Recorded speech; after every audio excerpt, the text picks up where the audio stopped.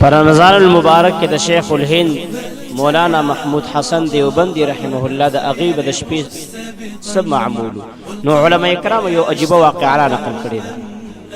شیخ الهند حضرت مولانا محمود حسن دیوبندی رحمه الله به معمول پر رمضان مبارک کې دو چې ټول شپه به تر پښمنی پورې به په تراوو کې د یو قاری صاحب نه قرآن کریم اوریدو چې تراوی به ختم کړي نو پښمنی به بیا به د سحر د مانځه لپاره تیاری کړو.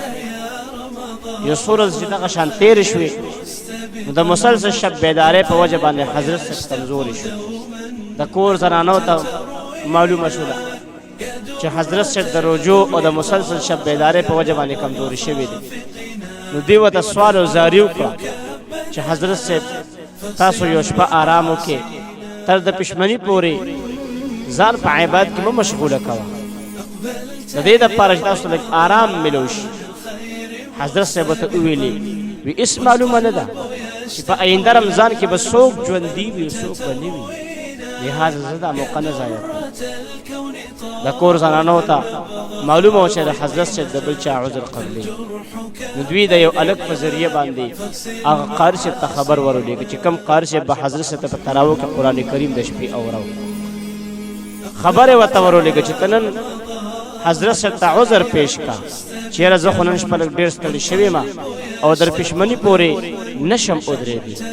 نو په دې طریقه به حضرت صاحب ته لږ آرام میلو شي. قاري صاحب هم دا خبره ومنله، ځکه قاري صاحب هم دا محسوسه کړې وه چې حضرت صاحب د ډېر شب بیدارۍ په وجه باندې کمزوري شوي دي. نو عذر یې ورته پیش کړ. حضرت صاحب د ده عذر ومنو. کله چې قاري صاحب 2 سپارې په تراوو کې وویلې نو حضرت صاحب دې قاري صاحب ته وویلې چې تو زما په بستره باندې سمله ورام وکړه.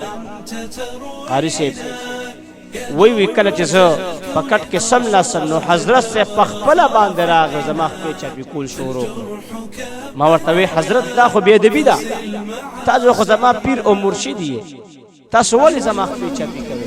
هغې راته وویلې وي ته نن ډېر ستړي نو ځکه زه ستا خپې چاپې کوم چې څه آرام او راحت درته میلو شي. بیا حضرت صاحب تلاوت او عبادت کولو اراده وکړه. نو ما ورته بیا صحیح حال وویلې چې دا حضرت زما خو مقصد ده چې تاسو ته لږ راحت او آرام میلو شي، ځکه تاسو ډېر کمزوري شوي یې، خو چې تاسو زما نه بغیر هم تر د پښمني پورې تلاوت او د عبادت اراده لرئ نو بیا خو بهتره دا ده چې زه درته په تراوو کې قرآن کریم ووروما. نو قاري صاحب بیا راپاڅېده او تر پښمني پورې په تراوو کې حضرت صاحب ته قرآن ولوسته.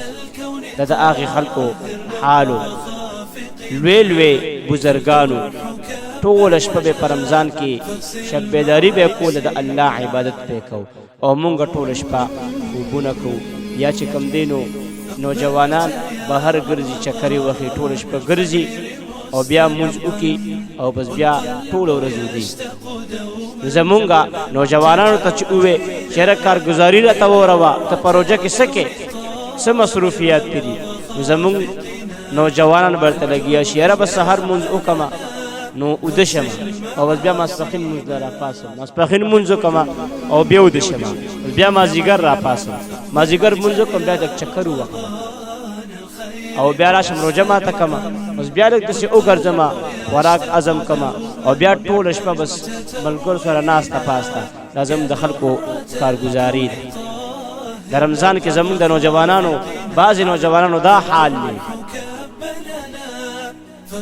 او ډېر نیکان هم پکې شته د الله په عبادت کې رمضان مبارک تېرېږي. نو د رمضان مبارک د دې ادب پکار دی، په دې کې عبادت پکار دی، د عباداتو میاشت ده.